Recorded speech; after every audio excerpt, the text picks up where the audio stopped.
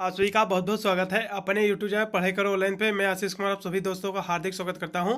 देखिए, मैं आप लोग कल आपका BA first year second semester में हिस्ट्री के लिए यानी हिस्ट्री जो विद्यार्थी प्राचीन इतिहास ले रखे हैं, मतलब एंशियंट हिस्ट्री ले रखे हैं अपने सब्जेक्ट में बीए सेकंड सेमेस्टर में, तो मैं उनके लिए इंपॉर्टेंट क्वेश्चन आंसर लेके आया हुआ हूँ। जितने भी प्रश्न उत्तर मैं लेके आया हूँ भाई, इतने ही प्रश्न उत्तर आपको तैयार कर लेना है अपने एग्जाम के लिए भाई। नहीं से आपका आपके एग्जाम में नंबर दिलाने में आपके काफ़ी मदद करने वाले हैं सभी प्रश्न उत्तर। आपको यहाँ से सारे आपको दिखा दे रहा हूँ। ये आपका BA first year second semester आपका हिस्ट्री यानी इतिहास के यानी पेपर का जो आपका नाम है प्राचीन इतिहास यानी एंशियंट हिस्ट्री के लिए इंपोर्टेंट क्वेश्चन आंसर है। देखिए, मैं सारे प्रश्न उत्तर आपको दिखा दे रहे हैं। ऑल यूनिवर्सिटी के लिए है जिसमें आपका रिटन का एग्जाम होता है, मतलब लिखित परीक्षा होती है, और जिसमें आपका प्राचीन इतिहास का पेपर होता है, मतलब वही विद्यार्थी इंपोर्टेंट क्वेश्चन आंसर तैयार करेंगे, उन्हीं के एग्जाम में प्रश्न पूछे जाएंगे। देखिए, मैं यहाँ से आपको सारे प्रश्न उत्तर आपको दिखा दे रहा हूँ। देखिए, यहाँ से मैं आपको सभी प्रश्न उत्तर आपको दिखा दे रहा हूँ। ये आपका बीए सेकेंड सेमेस्टर आपका एंशियंट हिस्ट्री का मतलब प्राचीन इतिहास जो विद्यार्थी अपना सब्जेक्ट ले रखे हैं, वही विद्यार्थी इंपोर्टेंट क्वेश्चन आंसर तैयार करेंगे अपने एग्जाम के लिए। जो पहला इसमें आपका प्रश्न लेके आया हूँ, आपका मुद्रा राक्षस क्या है, मुद्रा राक्षस कौन क्या था, इसके बारे में आपको देख लेना क्या है। इस वीडियो को रोक रोक करके सभी प्रश्नों का उत्तर आपको तैयार कर लेना है। फिर अगला प्रश्न इसमें आपको देख लेना है, आपका गणतंत्र किसे कहते हैं, गणतंत्र के बारे में भी आपको तैयार कर लेना है। सभी प्रश्न को आपको उत्तर वीडियो को रोक रोक के आपको अध्ययन कर लेना है। एक भी प्रश्न आपको छोड़ना नहीं भाई, इतने ही प्रश्न आपको तैयार करना है। फिर होड़ कौन थे, ये भी आपका इंपॉर्टेंट प्रश्न है, अगले साल भी प्रश्न आपको दोहराया गया था। होड़ कौन थे, इसके बारे में भी आपको सही से तैयार कर लेना है। जबकि होड़ एक मध्य एशिया का एक खानाबदोश बर्बर जात थी, इसके यानी वे अत्यंत निरसंस एवं आपका आतताई थी। इन सभी के बारे में आपको सही से पढ़ लेना है। यहाँ से होड़ के बारे में इसके नीचे भी है, और का होड़ के बारे में भी आपका दिया हुआ है, इंपोर्टेंट आपका प्रश्न है। एक बार होड़ के बारे में आपको सही से आपको तैयार कर लेना है पूरा यहाँ तक। फिर अगला आपका प्रश्न दिया हुआ आपका आपका दत्त कौन था, आपका इसके बारे में आपको पढ़ लेना है। यह मौर्य राजा, यह मौर्य वंश का अंतिम राजा था। पुराणों और हर्षचरित से ज्ञात होता है कि उसके सेनापति पुष्यमित्र ने उसकी हत्या कर डाली थी। इसके अनुसार मौर्य बृहद आपका प्रजात दुर्बल शासक था। इस तरह से आपको इसको देख लेना है वीडियो को थोड़ा सा रोक के। फिर अगला आपका प्रश्न दिया आपका फाहयान कौन था, फाहयान के बारे में आपको सही से तैयार कर लेना है। यह कौन था, इसके बारे में आपको सही से देख लेना है। ये सभी प्रश्न उत्तर आपको वीडियो को रोक रोक कर आपको अध्ययन कर लेना है, भी प्रश्न उत्तर आपको छोड़ना नहीं है। फिर अगला प्रश्न आपका दिया हुआ है अग्निमित्र कौन था, अग्निमित्र का बारे में भी आपको सही से तैयार कर लेना है। अग्निमित्र कौन था, इसके बारे में आपको सही से तैयार कर लेना है। यहाँ तक इसके आपको डिफिनेशन तैयार कर लेना है। मैं यदि सभी प्रश्न उत्तर पढ़ूंगा तो ज़्यादा लंबा वीडियो जा सकता है, इसलिए मैं आपको यहाँ से प्रश्न में आपको यहाँ से बताऊंगा, और इसके उत्तर यहाँ से आपको वीडियो को रोक कर आपको अध्ययन कर लेना है। फिर अगला प्रश्न यहाँ से आपको दिखा दे रहा हूँ, गुप्त संवत किसने चलाया था, गुप्त संवत किसने चलाया था, ये भी आपको इसके बारे में आपको सही से देख लेना है। देखिए, जो आपका चंद्रगुप्त प्रथम ने एक संवत चलाया था, चंद्रगुप्त प्रथम ने ही गुप्त संवत को चलाया हुआ था। चंद्रगुप्त प्रथम ने एक संवत चलाया जो गुप्त संवत के नाम से प्रसिद्ध है। इस तरह से आपको इसके बारे में आपको और यहाँ से तैयार कर लेना है। यहाँ तक एक बार आपको देख लेना वीडियो को। आपका कुमार गुप्त प्रथम की उपलब्धियां क्या थी आपको बता देना है। ये भी आपको एक बार पढ़ लेना है, इसको एक बार अध्ययन कर लेना है, छोड़ना नहीं। ये भी आपको प्रश्न आपका कण्ववंश की उपलब्धि का समय निर्धारित कीजिए, ये भी आपको देख लेना है, एक बार पढ़ लेना। एक बार बिंदुसार कौन था, वेरी मोस्ट इंपोर्टेंट का प्रश्न है। बिंदुसार के बारे में आपको तैयार कर लेना है। चंद्रगुप्त मौर्य के उपरांत उसका पुत्र बिंदुसार लगभग 298 ईसा पूर्व में मगध की गद्दी पर आसीन हुआ।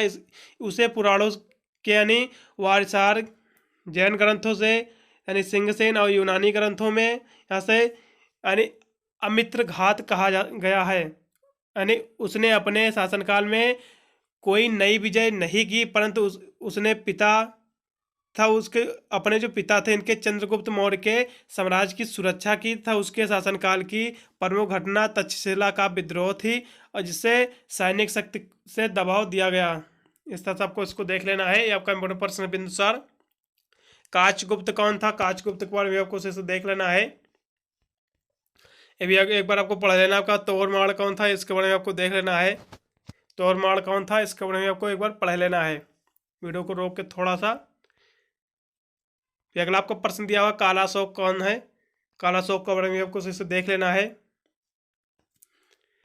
फिर अगला प्रश्न आपका दिया हुआ, काइटिल क्यों प्रसिद्ध है? इम्पोर्टेंट आपका प्रश्न है, भी आपको देख लेना है। काइटिल क्यों प्रसिद्ध है, बहुत ही आपका ये आपका इम्पोर्टेंट प्रश्न है, इसके बारे में आपको सही से तैयार कर लेना है। फिर अगला इसमें आपका प्रश्न दिया हुआ, प्राचीन भारतीय इतिहास की स्रोत सामग्री के रूप में जैन साहित्य का क्या योगदान है, आपको बता देना है। ये भी आपका बड़ा प्रश्न है। फिर अगला प्रश्न आपका दिया हुआ है, इसकी जितने भी जैन साहित्य के जो योगदान है सभी यहाँ से लिखे हुए, एक बार इसको अध्ययन कर लेना है। फिर भारत के इतिहास बोध के विषय में विदेशी लेखकों की क्या अवधारणा है, अवधारणा यहाँ सबको दे देना है। यहाँ से देख लीजिए बहुत सारी अवधारणा आपकी दी हुई हैं। देखिए, हिंदू घटनाओं में ऐतिहासिक क्रम के प्रति उदासीन, तिथि के अनुक्रम संबंध में वे अत्यंत लापरवाह थे। जब जब उनके कोई ऐसी बात पूछी जाती थी जिनका वे उत्तर नहीं दे पाते थे, तब तब वे कहानियाँ गढ़ने लगते हैं। इस तरह से आपको देख लेना है, एक बार इसको आपको पढ़ लेना है वीडियो, जितना भी इसमें दिया हुआ आपका उत्तर इसमें का। महाकाव्यों से आप क्या समझते हैं, महाकाव्य किसे कहते हैं तरफ, ये भी आपको देख लेना है। देख लीजिए महाकाव्य के बारे में आपको देख लेना। देखिए, महाकाव्यों में रामायण तथा महाभारत की गणना की जाती है। रामायण की रचना महाकवि महर्षि वाल्मीकि ने की थी तथा इसे संस्कृत साहित्य का आदि काव्य माना जाता है।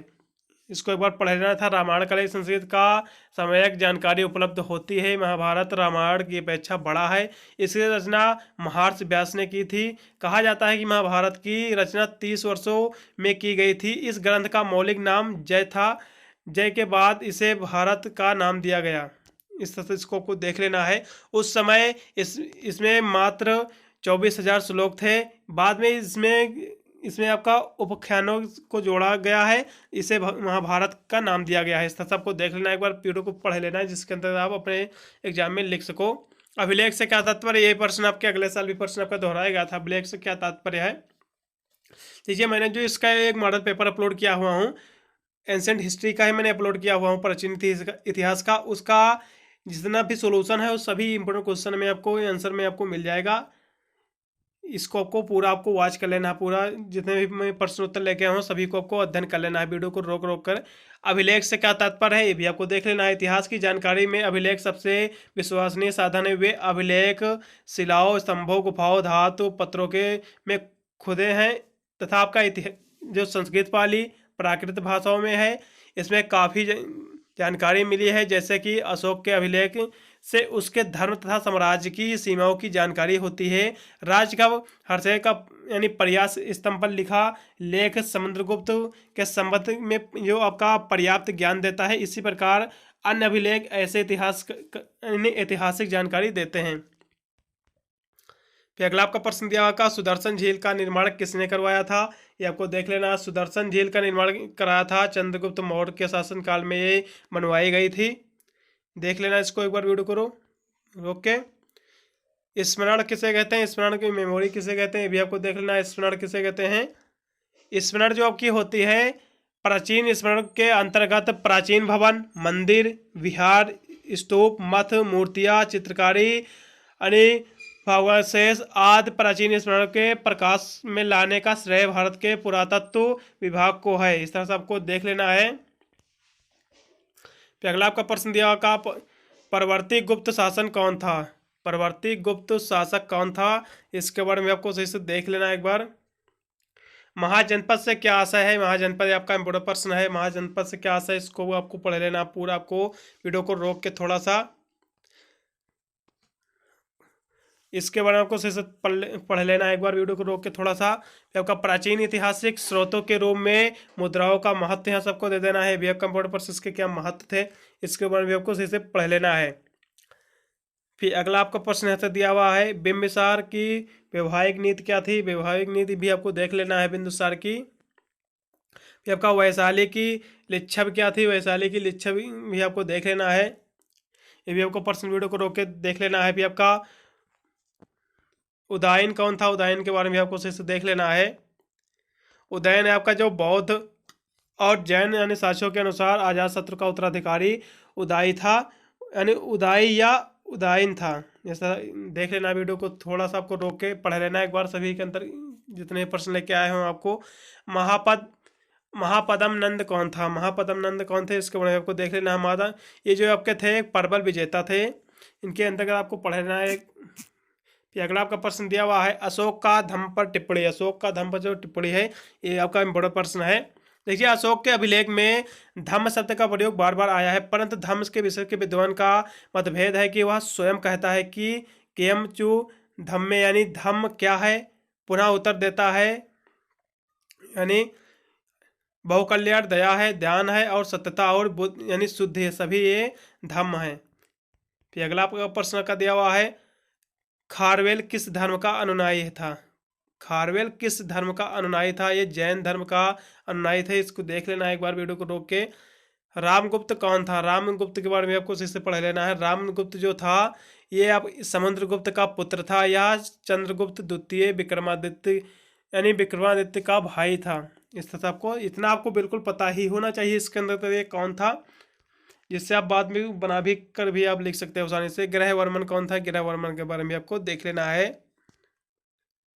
ग्रहवर्मन के बारे में आपको देख लेना है। फिर अगला आपका प्रश्न दिया हुआ है राजा यानी महाराजा जिधा यानी महाराजा धीराज की यानी उपाधि किसने धारण किया, ये भी आपको दे देना है इसका उत्तर आपको। फिर अगला आपका प्रश्न दिया हुआ मेहेर कुल की उपलब्धि आपको बता देना है। ये सभी वीडियो को रोक रोक कर आपको एक बार अध्ययन कर लेना है, भी आपको छोड़ना नहीं प्रश्न। फिर आपका अगला प्रश्न आपका दिया हुआ है मिनांडर कौन था। मिनांडर के बारे में आपको से पढ़ लेना है। ये मिनांडर जो था सबसे प्रतापी राजा मिनांडर था। ये आपका यूथिडेमस वंश का जो सबसे प्रतापी राजा था ये, इसके बारे में आपको पढ़ लेना है। आपका फिर अगला प्रश्न का दिया हुआ है कुजिल फेडफिशस कौन था, इसके बारे में आपको देख लेना है। फिर आपका अगला प्रश्न आपका दिया हुआ है मेगस्थनीज कौन था। मेगस्थनीज के बारे में आपको सही से पढ़ लेना है। फिर अगला आपका प्रश्न दिया हुआ है, ये भी आपको देख लेना है। यहाँ से आपको अगला प्रश्न भी आपको देख लेना है, सबका दिया हुआ कुछ लघुत्तरी भी प्रश्न लेके आए हूँ आपका। 16 महाजनपद पर आपको प्रकाश डाल देना है, ये भी आपका बड़ा प्रश्न है। जनपद शब्द का सर्वप्रथम प्रयोग हमें ब्राह्मण ग्रंथों से मिलता है। इससे यह स्पष्ट होता है कि ब्राह्मण काल में जनपदों का अस्तित्व था। गौतम बुद्ध के समय तक ये जनपद पूर्ण विकसित हो गए थे। प्रत्येक जनपद अनेक ग्रामों और नगरों से मिलकर बना था, जिसकी अपनी विशिष्ट राजनीतिक व्यवस्था होती है और उसका अलग शासन होता था। इस तरह से आपको इसको देख लेना है, यहाँ तक पढ़ लेना एक बार। फिर अगला का प्रश्न दिया है होड़ों के आक्रमण पर यानी होड़ों ने जो आक्रमण किया था इसका भारत पर क्या इफेक्ट पड़ा, क्या प्रभाव पड़ा, आपको यहाँ से बता देना है। इसके बारे में आपको पढ़ लेना है, वीडियो को रोक के थोड़ा सा इसका एक बार आपको इसका अध्ययन कर लेना है पूरा यहाँ तक आपको। फिर अगला प्रश्न जल्दी से यहाँ से आपको दिखा दे रहा हूँ। यहाँ से एक बार थोड़ा सा और यहाँ से आपको रोक के एक बार पूरा यहाँ से आपको अध्ययन कर लेना पढ़ लेना। इनके अंतर्गत रामगुप्त की ऐतिहासिकता बता देना है आपको यहाँ से, ये भी आपको देख लेना है। फिर अगला आपका प्रश्न दिया हुआ है गुप्त साम्राज्य के पतन के पर टिप्पणी। गुप्त साम्राज्य के जो पतन के कारण क्या थे, ये आपको दे देना है। गुप्त साम्राज्य के पतन के कारण आपको देख लेना है। इसके पतन के जो पहला आपका कारण था अयोग्य उत्तराधिकारी, आंतरिक संघर्ष, निर्बल केंद्र, विदेशी आक्रमण, ये सभी आपकी हेडिंग है, आपको हेडिंग तैयार कर लेना है। इसके अंदर तो आपको पढ़ भी लेना है। फिर आपका अगला प्रश्न दिया हुआ है, ये भी मैं आपको दिखा दे रहा हूँ जल्दी से। भारत पर सिकंदर के आक्रमण का क्या प्रभाव पड़ा, सिकंदर का आक्रमण का भी प्रभाव को देख लेना है। देखिए भारत पर सिकंदर का आक्रमण एक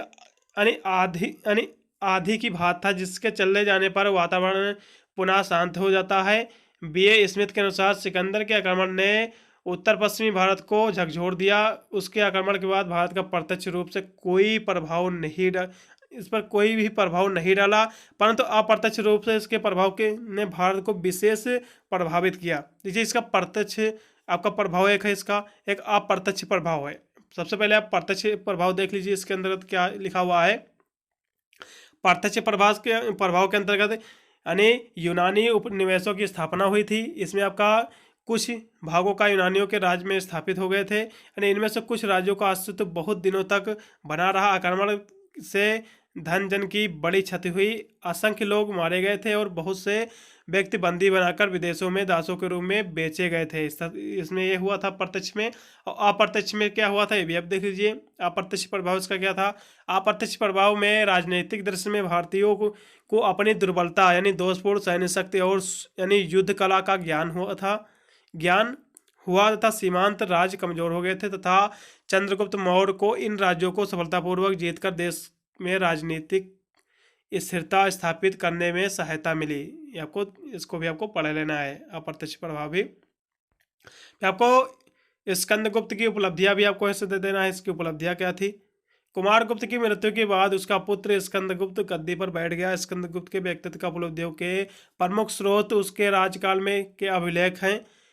इनमें भीतरी और जूनागढ़ के अभिलेख प्रमुख है। इसके 12 वर्षों तक राज्य किया। उसके अल्पकालीन शासन का कारण यह भी हो सकता है कि उसके जीवन का अधिकांश भाग उसके पिता के 40 वर्षीय राजकाल से व्यतीत हो चुका था।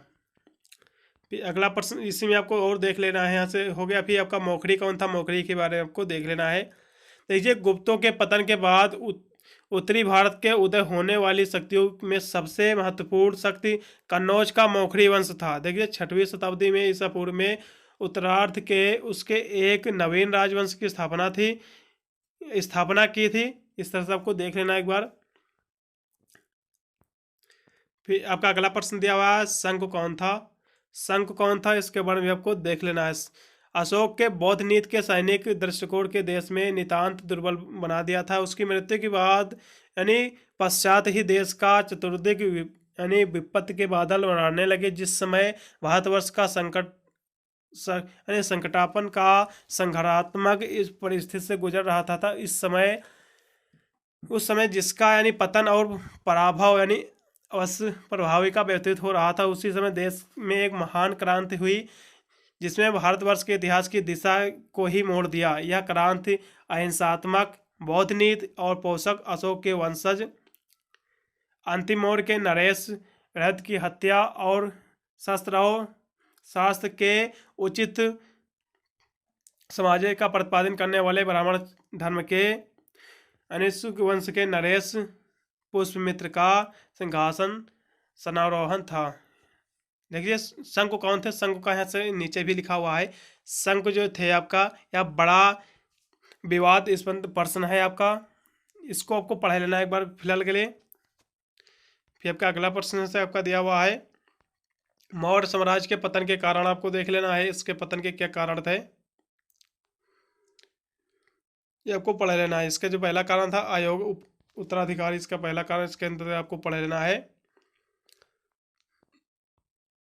वीडियो को रोक के पढ़ लेना है। फिर प्रांत पतियों का अत्याचार, ये भी आपको देख लेना है, इसका कारण दूसरा भी था।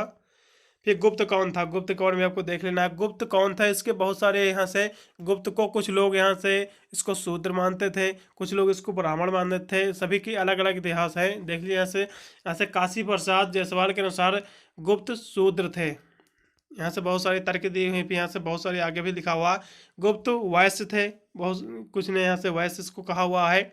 और गुप्त ब्राह्मण भी थे, यहाँ से राज चौधरी ने उसको ब्राह्मण भी कहा हुआ है। सभी के ने तर्क अपना अपना दिया हुआ है, सभी आपको देख लेना एक बार। अशोक की धम्म नीति पर प्रकाश दे देना है, प्रकाश डाल देना का मतलब, ये भी आगे भी मैंने प्रश्न दिखा चुका हूँ, लेकिन ये आपका इंपोर्टेंट प्रश्न होने के कारण मैंने इसको लॉन्ग भी आपको दिखा रहा हूँ। अशोक के अभिलेख में धम्म शब्द का उल्लेख मिलता है। इस धम्म के अंतर्गत उसने अनेक विषयों, नीतियों, साधनों, उपदेशों के यानी निर्दिष्ट करते हुए अनेकानेक आदेश या अनुग्रह किए। प्रश्न यह उठता है कि इस धम्म का अर्थ था यह एक धम्म कोई नया धर्म है अथवा बौद्ध धर्म का परिवर्तन रूप, इसके क्या सिद्धांत था, इसके उद्देश्य था, ये आपको देख लेना है। धम्म का जो अर्थ होता है, यहाँ से आपको देख लेना है इसका अर्थ यहाँ तक।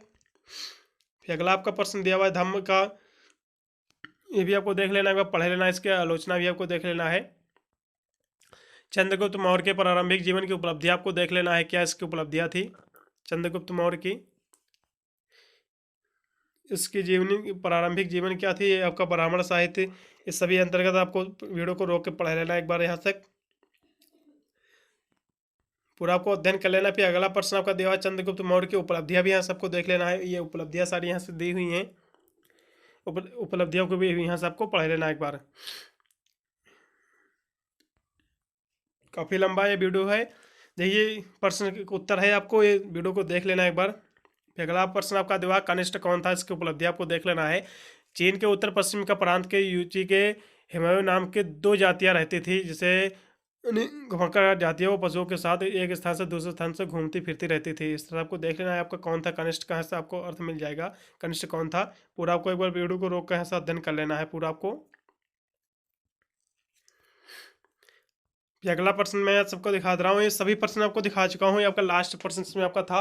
भाई इतने ही पर्सन आपको तैयार कर लेना अपने एग्जाम में, बस आपको अपने एग्जाम में पास करने में काफ़ी मदद करेंगे सही पर्सन उत्तर। आपको वही विद्यार्थी तैयार करेंगे जिसमें आपका एंशियंट हिस्ट्री का अपना सब्जेक्ट ले रखा हो, यानी प्राचीनी इतिहास ले रखी हो अपने सब्जेक्ट BS सेकंड सेमेस्टर में। वही विद्यार्थी इस इंपोर्टेंट क्वेश्चन से तैयार करेंगे, तभी उनके एग्जाम में प्रश्न पूछे जाएंगे। अन्यथा जो विद्यार्थी मेडिवल हिस्ट्री ले रखे हो, नहीं मध्यकालीन इतिहास ले रखे हो, उसमें प्रश्न नहीं आने वाले हैं। इसलिए एंशियंट हिस्ट्री वाले ही विद्यार्थी इंपोर्टेंट क्वेश्चन आंसर से तैयार करेंगे। वीडियो अच्छा लगा तो लाइक करके चैनल को सब्सक्राइब जरूर कर लेना, क्योंकि मैं इसी तरह के सभी वीडियो अपलोड करता हूँ BA BSc BCom के लिए।